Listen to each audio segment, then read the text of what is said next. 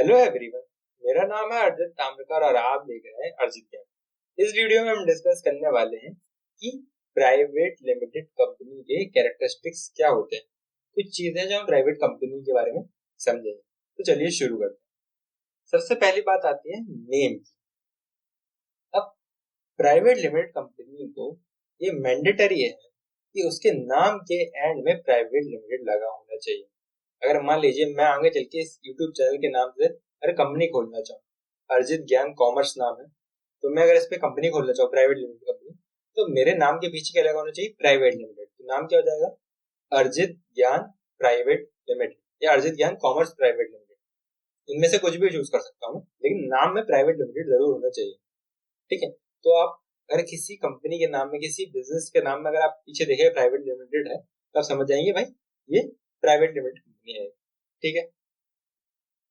अब paid up capital, पूंजी मतलब आपको क्या कोई स्पेसिफिक लिमिट है कि आपके पास 1 लाख रुपए होने चाहिए, 10 लाख रुपए होने चाहिए प्राइवेट लिमिटेड कंपनी स्टार्ट करने के लिए? ऐसी कोई लिमिट नहीं है। आपको मतलब क्या आपके पास 10,000 रुपए भी है ना, तो आप एक प्राइवेट लिमिटेड कंपनी स्टार्ट कर सकते हैं।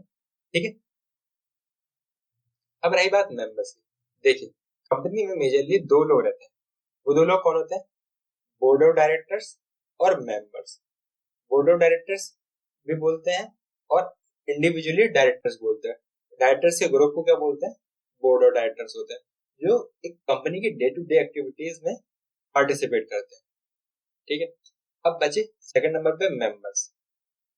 मेंबर्स बोल लीजिए या शेयर होल्डर्स बोल लीजिए, एक ही बात है। इन लोग के पास क्या होते हैं? कंपनी के शेयर्स होते हैं, यही कंपनी के ओनर होते हैं। अब इसकी क्या है, मेंबर्स की भी कुछ लिमिट दी गई हुई है और डायरेक्टर्स की भी कुछ लिमिट दी गई हुई है कि इतने मिनिमम मेंबर होने चाहिए, इतने मिनिमम डायरेक्टर होने चाहिए, तभी आप एक प्राइवेट कंपनी बना सकते हैं। ठीक है। तो मेंबर्स की क्या लिमिट है?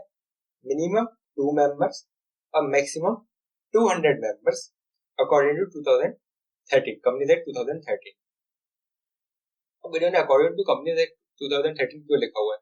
क्योंकि ये जो 200 लोग हैं, इसकी भी काउंट करने का एक तरीका है, वो मैं आपको दूसरी वीडियो में समझा दूंगा, जिसमें अपन प्राइवेट कंपनी की डेफिनेशन को डिटेल में समझ रहे होंगे। ठीक है। अभी आप याद कर लीजिए कि मिनिमम 2 मेंबर हो सकते हैं और मैक्सिमम 200 मेंबर हो सकते हैं। मतलब मिनिमम 2 मेंबर तो चाहिए प्राइवेट कंपनी स्टार्ट करने के लिए। अब डायरेक्टर्स की बात करते हैं कि डायरेक्टर कितने होने चाहिए? मिनिमम 2 डायरेक्टर होने चाहिए। अब आप पूछोगे मैक्सिमम कितने डायरेक्टर हो सकते हैं? देखिए, इससे सीधा आंसर नहीं है। मैक्सिमम आप चाहे तो कितने भी डायरेक्टर रख सकते हैं कंपनी में, लेकिन देखिए, जैसे जैसे नॉर्मल डायरेक्टर अपॉइंट होता है कि भाई हाँ डायरेक्टर रख लिया, अपने रेजोल्यूशन पास करके मेंबर डिसाइड कर लेते हैं। ठीक है। सिंपली कि हाँ भाई डायरेक्टर रखना है, तो डायरेक्टर रख लेते हैं। इस तरीके से वो 15 डायरेक्टर रख सकते हैं। लेकिन अगर किसी को 15 से ज्यादा डायरेक्टर रखना है, तो मेंबर्स को एक स्पेशल रेजोल्यूशन पास करना पड़ता है। ठीक है। उसके बाद आप 15 से ज्यादा डायरेक्टर रख सकते हैं। आई होप इतना क्लियर होगा। तो मिनिमम 2 डायरेक्टर और 2 मेंबर चाहिए आपको कंपनी स्टार्ट करने के लिए प्राइवेट। इसके बाद है लिमिटेड लाइबिलिटी। अब लिमिटेड लाइबिलिटी क्या होता है? मान लीजिए आपने एक प्राइवेट कंपनी स्टार्ट करी, आपने उसमें कैपिटल लगाई 5 लाख रुपीज। ठीक है। अब जाहिर सी बात है कंपनी बिजनेस करेगी, कुछ और लोगों से भी उधार ले सकती है। ठीक है। उसने मान लीजिए बैंक से या फिर पर्सनल अपने लोगों से 10 लाख रुपए और ले लिया। ठीक है। अब आपके पास कितने पैसे हो गए? 15 लाख रुपीज हो गए। अब आपने इसकी सामान लिया, इन्वेंट्री करी, स्टॉक बनाया, लेकिन उतना ज्यादा बिका नहीं, पूरा लॉस हो गया, ये जल गया, लॉस हो गया। अब आप जब आपका सब कुछ जल गया, तो आपके पास बेचने के लिए कुछ नहीं, तो आप कैसे पैसे कमाओगे? तो आपका तो ये कहलाएगा कि 15 लाख लॉस हो गया। अब जो बैंक वाले आएंगे, आपने जिस दोस्त से अपने पैसे लिए थे उधार, तो वो तो आपसे ही मांगने आएगा कि भाई मेरे पैसे दो।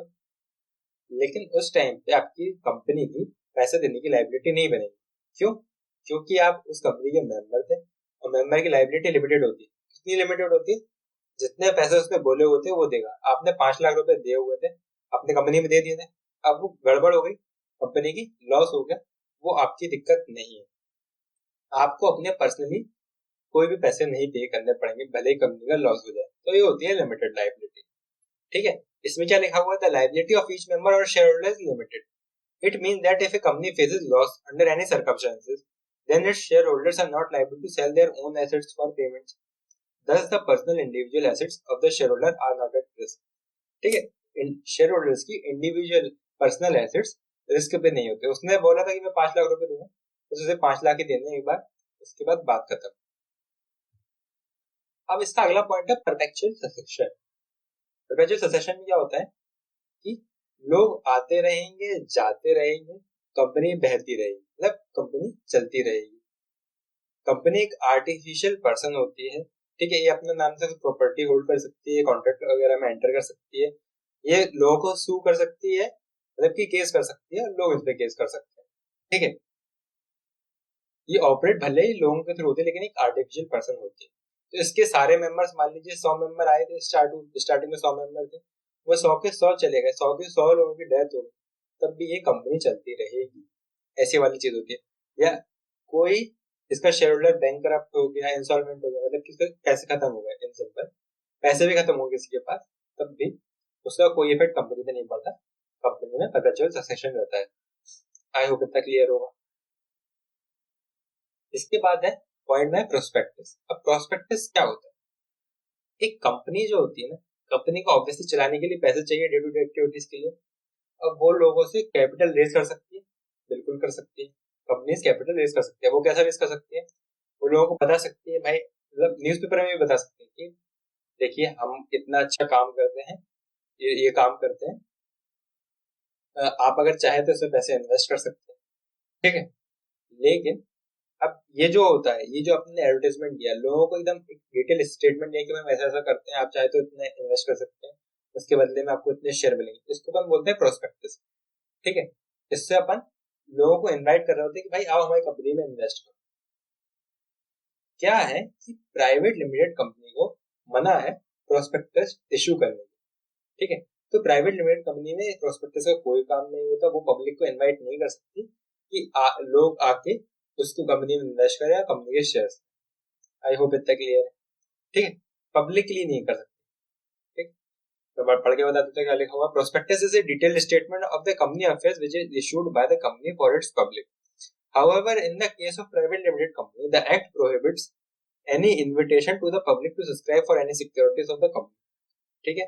प्राइवेट कंपनी के लिए प्रोहिबिटेड है। There is no such need to issue a prospectus because in this type of company, public is not invited to subscribe for the share of the company.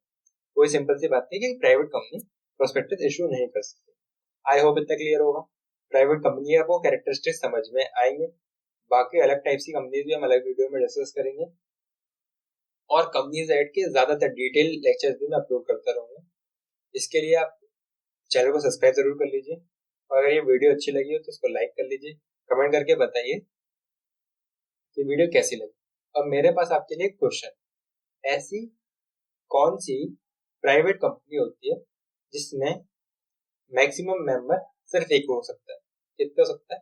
Maximum member सिर्फ एक हो सकता है, एक तो ये बताइए। और ये दूसरा, अभी अभी अपन ने पढ़ा कि प्राइवेट कंपनी में मैक्सिमम कितने मेंबर हो सकते हैं? 200 मेंबर हो सकते हैं, ठीक है। अब लेकिन एक टाइप की प्राइवेट कंपनी होती है जिसमें 200 से भी ज्यादा मेंबर हो सकते हैं, जितने चाहे उतने मेंबर कर सकते हैं। वो कौन सी कंपनी होती है? वो कौन सी प्राइवेट कंपनी होती है? वो भी कमेंट करके बताइए। Thank you for watching.